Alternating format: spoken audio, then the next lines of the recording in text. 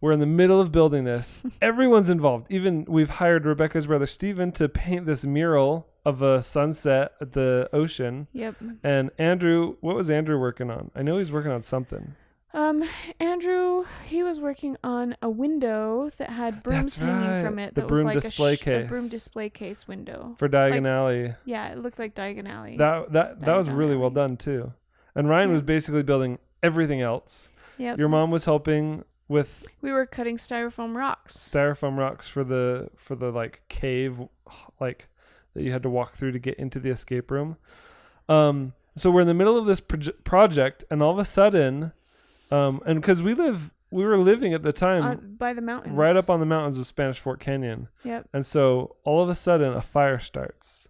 And it starts getting bigger. Spreads and it bigger. Becomes the biggest wildfire in Utah in a long time. I don't even know. I've never seen a bigger wildfire than that. And it was only a mile. And I've lived in Utah for a long time. And it was only a couple miles from our house. It was really close. It was so close that one day as we were working outside in the yard, we got a notification on our phone, pre-evacuation alert. Get everything ready just in case you have to leave, because if you get evacuated, you will have 5 minutes to grab stuff and get out. And it will be mandatory, and police will come to your house and get you out. People that lived only a mile or two away were being evacuated. Mandatory evacuation. And we were on pre-evacuation. We're like, okay, there's nothing standing between us and this fire but a mountainside covered in old trees. It was so stressful because it was blowing in our direction. It was blowing in our direction. Every day got all closer. The kids have asthma. Michael has asthma. If he gets around stuff too much, he just starts hacking and coughing and can't breathe very well. My parents have asthma. Like, basically our whole family was allergic to the smoke that was in the air around us all the time, and we were trying our hardest to build this escape room that was essentially a set. We've bought outside all the time.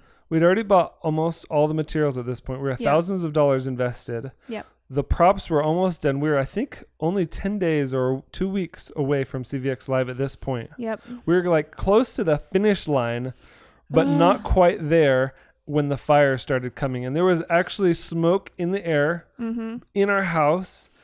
No matter where you were, there was no getting away from it. And there was ashes falling like snow in our yard, piles of ashes in our yard. And we were like, what? At any second, we're going to get evacuated, and we're going to have to load up all of this stuff that we're building. It was like, there's no way, all this money, all this invested time and money, there's no way we could get this all out in 5 minutes. In 5 minutes. And when we get that evacuation order, and we plus have to be all out. Of our personal actual belongings things that we need. You know, it was like the worst possible time we could possibly be on evacuation. So we kept working through it a few days, hoping that maybe it would stop or go away or whatever, but it just kept getting closer and closer and closer. And we got to a point where we're like, you know what? We can't live on pre-evacuation. Yeah. Like at a moment's notice, we're going to have to leave, and we don't have the time to pack everything. So let's just pack everything now and get out now. Yep. So that if the evacuation comes, we're already gone. And then it's not going to be stressful, and we'll at least have a place that we're safe. We have all of our belongings. We have all of CVX. So even if our house burns down, at least we have a booth at CVX. And that's just the type of people that we are, I feel like. That sentence sums up our experience at CVX last year. It's all our own fault and the fire's fault. But honestly, I feel like that's just how we are in life. Like, how many times have we been like, yeah, our car is destroyed. We just got in a car accident, but I'm going to keep going to work today. Can I borrow a car? Anybody got a car? Like, the craziest things happen, but we just push through. And we're like, at least we have this. At least we have that.